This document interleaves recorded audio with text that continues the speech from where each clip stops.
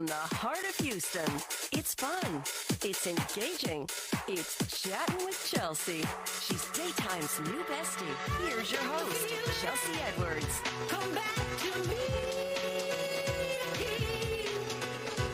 I've got the feeling. Hey, besties. Thank you for joining me for another Chat with Chelsea. It's great to have you again. I am your daytime bestie, Chelsea Edwards. All right, it is Relationship Wednesday, which means that we are going to put some work in today, especially today, because we're talking about overcoming obstacles in our relationship. And one of the biggest obstacles we know about is cheating. So we got Dr. Viviana Coles, our relationship and intimacy expert, coming in to show us how we could move past that, move beyond that, because that's a heavy one, right? But first, we do have a couple that has been very open about the struggles in their relationship as they lead a church. Pastor Terrance Johnson and First Lady Torsha Johnson of Higher Dimension. They've been in the Houston community for more than 25 years and also mentoring a lot of young couples. They also have a podcast called The Answer. Take a look. You punching walls, or if you ghosting me, are you canceling me, are you, you want to deal with stuff on text and all that kind of stuff. Come on, man. Yeah. Because they don't still do key. They don't key cars no more. I think they doing worse than keying cars today. I think they keying cars, putting your all ties. You're going to have 4 ties on flat. No, it's crazy. Putting all your business on social media. Like, to me, that's juvenile. Yeah. And I'm not saying don't address it, but you got to know how to address mess. You got to know, let me get in a quiet place with the person and let me confront lovingly. And I think if you can confront lovingly, it mitigates drama. Joining me now, Pastor Terrance Johnson and First Lady Torsha Johnson. You guys have been married 29 years, together 32. I mean, it's a lot of life lessons to share with our audience. We got a little bit. Yes. Long time. Yeah. Okay, all right. But I love her and like her. Okay, you both. Love her and like. 'Cause some folks you love, but like I don't like, but love her and like her. That's important. Yeah. That's important. Well, let's go back in the day. You met at church, right? We did. Okay, tell us a little bit about that. We met in 4th Ward, Texas, Freedmanstown, at Mount Hort Missionary Baptist Church. Ooh, that's nice. 118 West Gray. Dr. Samuel Smith. Yeah, he's our pastor. Yeah. That's right. And so he was preaching his inaugural sermon. And I wanted to be there, so I was singing in the choir at the time. And after the preacher preached, you come down and you compliment him on, the job he did on his first sermon. Yeah. So I came down. And That was amazing. he was. Okay, he gave you some credit. He was. And he Terrible. was good. I was terrible. No, I still okay. remember the sermon. Okay. Formula for life. I remember it. Oh, right, yeah. Philippians 3:14. Okay. It was a great message. He looked really good, his white suit on and everything. So I went down to say So you hello. was checking the preacher out. I mean, Yes, it's all right, though. I mean, it happens. You would like focus. You okay. I remembered the But she sermon. remembered the sermon. Come on, and you Chelsea. remembered her, too? Yeah, She caught your eye? Yeah, no, because she came up to me and was like, great message, sir. I didn't say it like that. But She okay. like, great message, and she walked away in that blue dress. In the blue dress. I still remember the Wow. blue dress. I had come down from the The heavens, holies of holies. and I remember that I was very attracted to her. All right, Yep. so all these years later, 3 sons. Yeah. I mean, what a journey. One daughter. And one daughter. Yeah, Yes. she's a baby. How have you managed to still stay together even though you're growing? You've gone through different phases in your lives. How have you managed to keep it together? It was a lot of work, but let's hear from him on how Yeah. we were able to do it. Man, it was so much work. And early on, I left Yeah. and went to my mama house. Yeah, And we I- had a rough patch. It was a rough patch. I left. I'm preaching everything in church, and hit a rough patch. And I got my son, Terence, and packed all my clothes. Went to my mama house. She sent me back home. Oh, I've been okay. there 30 years. I've I've been there 30 years. She said, you can't stay here. Send me back. Told him go home. And so I've been here for 30 years. And, we learned this, that just because you say I do, don't mean you know what to do. Oh, And okay. we thought that, you know, making this promise, you know, I promise to be with you for rich or for poor. But just because you make a vow don't mean you're prepared to keep it. And so one of the things that we strongly encourage is make certain you intentionally date. Okay. And I think we didn't do that. You know, we talk about it's really no marriage problems. Did you know that? No, I did not know that. Yeah. It's really single issues that smuggled into marriage. And one of the things that we strongly encourage, like, you got to date with intent. That's right. Okay. Like, you gotta Date on become purpose. like become a better individual. Yeah. And we didn't do that, but by the grace of God, you know, we've been able to make it. Yeah. Was that the greatest obstacle for you all, or was there a point, maybe at that point, where it was really like, I don't see us overcoming this? Yeah, we actually got to that point, Yeah. like the tip of the breaking point, when we decided, you know what, yes, we're, you know, leading a lot of people and things like that, but if we can't get on the same page, I mean, people divorce all the time, let's consider doing that. But we decided before we make that decision, That was it. we are going to try God and take him at his word. Like, we're really going to do it, like, for real. We're going to apply the truth and see if it actually works. And that's what we did, and that's how we were able to make it. So what did that application look like? You mentioned dating intentionally. Were there other things that you all did to move forward? No, I think, you know, just this what the Bible say. We're gonna do it. Okay. And even when we didn't feel it, we live by faith. And I think that's really the struggle. Like, I'm not feeling this. But love is both verb and noun. Noun, it's a feeling, but verb is an action. And I think if the relationship is just based on a feeling, you're gonna bounce. But when it's a feeling and faith, right? And my feelings are a true gauge, but my faith is my guide. And I think it was really that, like, hey, this is what, you know, our Lord and Savior talks about. We're gonna do it his way. And that's what we've been doing for 30 years, and we believe that's the answer. Did you both have to figure out how you like to be loved Yes. in this? Oh, yeah. Yes, Okay. absolutely. Yeah. We actually, you know, it brought us to the point where we had to have some serious conversations and really become vulnerable in Yeah. what it is we really desired. Yep. And we had been married like for years when we were at this point. But once we were open and honest and transparent, and he began to share with me things that he liked, and I began to share with him, you know, I desire this from you. And we respected each other enough to implement those things, and that also helped our relationship. Because I didn't want the church starch, like, I want my girlfriend.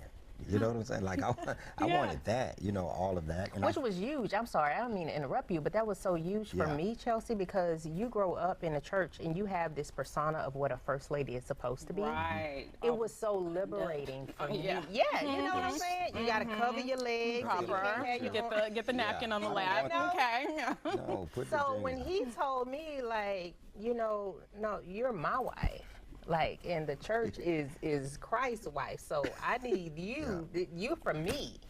And that was so liberating for me because it allowed me to be my authentic self. And I think the piggyback on that, which is so critical, you know, I talk about you can't have a GED in woman. You need PhD, continuing education. Oh, well, yeah. No, I for do real. agree with And a that. lot of folks, like, you don't know her. Yeah. Yeah. You know what I'm saying? And she don't know me. And I think we got to stay curious. And, you know, what are her desires and what she like? What's her needs? Yeah. Right? Because she can't outsource her needs and I can't outsource mine. Right. We need meters. So I need you to meet D, all the above, all the needs. Okay. And I think you have to, it's the communication, it's the talking about that that we have to do when we're dating and get into the marriage. Okay. So much more to unpack here. We will be back after this break with Pastor and First Lady Johnson. Come back to me. I've got the feeling. I've got the feeling. Come back. Welcome back. We're speaking with Pastor Terrance Johnson and First Lady Torsha Johnson of Higher Dimensions about overcoming obstacles in their relationship. So we heard a little bit about Terrance's needs. Torsha, what were yours? So my needs, definitely security. You know, I wanted to know that he was clear on where he was taking our family. Like, I needed to know when it came to being secure, he was going to get out, he was going to work, he was going to make certain that we were taken care of. That was very important. And then also affirmation. I needed him to affirm me. Like, even though I'm at home being a housewife, Chelsea, a housewife not just sitting home sipping tea. Domestic engineer. That's right. I like that. And yeah, domestic engineer. But you know, housewives is a thing. Yeah. But anyway, so being a domestic engineer is a lot of work. It is. So I need you to come home and just not expect me to fix your plate and be waiting on you. I need you to affirm, you know, that we're doing a good job. Like, your kids are well dressed and they're clean and they look good and your wife look good. You know, all these things. So affirming me was really, really important. And quality time. Because he spent so much time at the church. Absolutely. I was like, bro, I really need you to spend some time with me. Yeah. You know, and so once he began to, you know, just respect that and provide those needs, I really began to feel love. So were there times where you are, you know, we've conquered this obstacle, then another one is up the road, we got to get this one, and then is another one is... Girl, how long the show? How long the show? This is an hour show, because we gonna have to come back next week. Right. Every week. It's yeah, always. I think that's the joy of the relationship. I think, you know, you're on this path. We messing up. We find a way. We conquer something, and it's the next thing.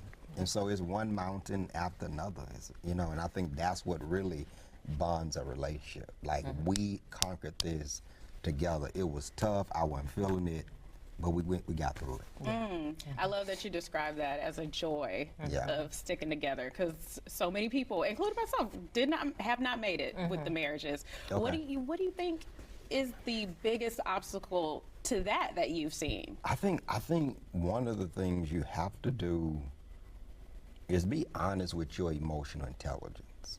I think you can grow old but still be juvenile in how you handle your feelings. Yeah. And it's very important that, like, how am I doing? And if I can just really work on me, you know what I'm saying? Like, not, you know, I know you see me and I'm G'd up and G'd up, you know, the Gucci, all that kind of stuff. But after, how your heart? What's in your mind? How you think? How do you speak? And I think if we could be honest and do the self-work, right? And I think there's a lot of self-care, but it's not enough soul care. Yeah. And we cute, but your character. And so I just think it's very important to make certain individually we're doing that work. And so if I'm doing that work through counselors, mentors, reading, and then when I come back, I'm able to be a better husband. Yep. So you all have talked about a turnaround happening in your relationship. Was that gradual? Was it a certain point where you were like, okay, we're in this. Like, we can do anything. Yeah, no, it's not magic, it's management. Okay. And I think people want the little one, but we human. Like, we real, and we come from, like, when you ask somebody where you come from, it's not like I come from Third Ward. Where do you come from on perspective and handling conflict? Where you coming from? And I think it's very important to understand I've married her history, right? Which is her story. And so there's a lot of things, she had a lot of things that she had to. Oh, she had a lot of things. You already know who had the issue, more right? things I than needed I so had. much therapy, right? But man, just so much, you know. And I think if you, what they say, y'all was teaching me today, put 10 toes down. 10 toes down. If you're 10 toes down, right, just wherever your feet is, let your heart be there. And wherever your heart is, there's a passion, there's a work. And I think you do the work. And I think if you don't struggle with nearsightedness, you can foreshadow, oh, this thing is going to be something. And you know what? It was a lot of work. It was a lot of work. Yeah. It was a lot of work, and it took time. Yeah. But as a result, in what we share with couples, like, if you put in the work, It'll work. it'll work. All right. Yeah. But you have to put the work in. Like, don't think you about to like slide through this thing. Yeah. You're not about to skate. Yeah. Like, this is a journey. But if you put the work in, it'll work. Yeah. And one of the things just was so powerful was this. Am I talking a lot? Because sometimes you talk a lot.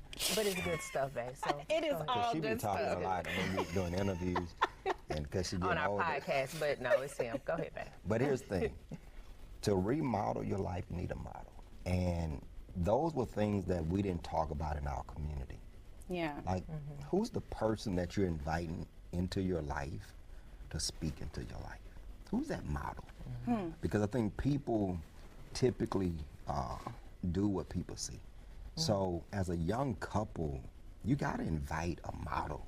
That's how you build stuff. And we be trying to figure it out, that kind of thing. You need a guy in your life who possesses empathy, I feel you, made mistakes, and authority. Because the problem in the culture today, we have people who are really counselors, but portraying themselves as coaches. Yeah. And a lot of them just cheerleaders. They ain't a coach. A coach is, I'm coming to your practice, I'm gonna show you this is how. Yeah. And I think the Texans need that. Okay. And married couples need that. You don't just need cheerleaders. Yeah. That's right. You need a Absolutely. coach. Look how many coaches the Texans have. You know why? That's right. Because pros have coaches. And if you're gonna be a pro, See, you bar. You're gonna need some help.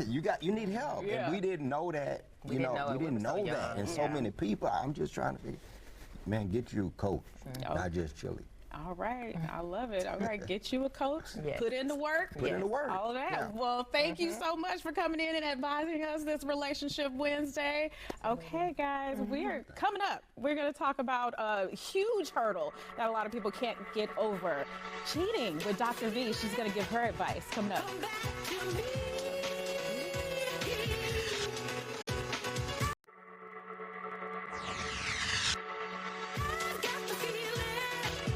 We start dating, we're both going to deposit $150 monthly into a joint account. Whoever gets cheated on gets to walk away with the money. Let's call it the HIF Heartbreak Insurance Fund. Ooh. It's a therapy fund. Yeah. You can sign it over to me. 'Cause yeah. That's an interesting idea for Ricky. So we got Dr. Viviana Coles joining us to talk about this Relationship Wednesday. We're really delving into obstacles and how to overcome them. And cheating is one of the biggest that a lot of couples say, like, there's no coming back from that. So first, I want to get your take on the cheating account. Okay, so I think it's a good idea in theory, but I don't know that anybody needs to be reminded about cheating or insecurities surrounding infidelity once a month. And I also think the truth is, with all the clients that I've seen who have experienced this, whether they were the betrayed or the betrayer, no money is gonna, it's not gonna incentivize them. Yeah, People are willing to give up everything sometimes. They're willing to lose everything that they've worked for, their families, their businesses, everything. People put in, they risk a lot. So Wow. $150. It's not going to do it. All right. Okay. Well, good to know. All right. So how do the couples that you see come back from infidelity? Because that it's huge. It's a break in trust. So what's you the first mentioned something earlier, which is that most people would say it's a deal breaker, and that's true. That may be true that they say that, but I would say at least 60% of couples that go through an infidelity will work through it and will stay together. Oh, wow. Now, working through it and staying together are two different things. But, but the people who come to see me, honestly, I would say 95% of the couples that come in after having experienced some sort of infidelity, whether it's multiple times or once, when they stick through it and they're committed to working through things in therapy, they do really well. And most of them will say that while they wish they never had to go through it to begin with, let's just put that caveat there, that they are stronger and that they feel better about their relationship going forward. Yeah, it's kind of like a catalyst to working through things. Is the first or the answer therapy always? I would say first thing you should do is schedule an appointment with a therapist. Like I've been tempted to create like an affair emergency call number, and the truth is I always have those things on the background. I'm always working on something. Whatever makes it easiest for people to get the help that they need. Emergency affair recovery services are available at Houston Relationship Therapy. We can get people in same day sometimes. So I'm a big fan of reach out, because you don't know what you don't know. Even if you've been through something similar before, if you want a better outcome, get help from a professional, a licensed marriage and family therapist that has really focused their career on this, like myself and like my practice. We can get you to a much better place much quicker and more efficiently and with the least amount of pain as possible, although you know, you can't come out of it unscathed. Yeah. If it didn't matter so much, it wouldn't be the second reason why people come to see us. It's a big deal. And how long can that take? Oh gosh, I mean, I've had clients that I would say working through it in therapy, like the hard part is anywhere from like 3 to 9 months. But you know, a year comes around and now we're talking about the anniversary of the disclosure or the discovery. We're talking about having to figure out, can we go back to that city where this happened? Can we go back to the restaurant where I know you took him or her? Like, there's a lot of those little things that come up later that maybe they really struggle with. So that can take a long time. But I would say most couples will know whether or not they can actually move together and go into more of like a maintenance mode after 9 to 12 months. But those first 3 to 6 months are tough. Yeah. They're very tough, and you need help. Yeah. All right, we're learning about a lot about work this Relationship Wednesday. All right, guys, we'll be back with our final thoughts after this.